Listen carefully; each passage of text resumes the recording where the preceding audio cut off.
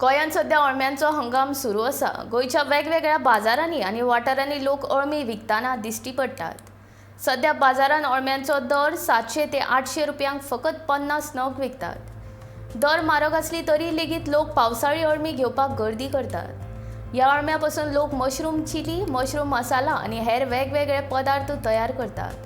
बाजारांत 12 म्हयने बियांपासून तयार केल्ली अळमी जरी बाजारांत उपलब्ध आसली तरी पावसांतल्या ह्या अळम्यांक एक वेगळीच रूच आसता। सध्या बाजारांत अळम्यांक बरीच मागणी आशिल्ल्या कारणान गांवगिऱ्या वाठारांतले लोक रानांत वचून अळमी हाडटात।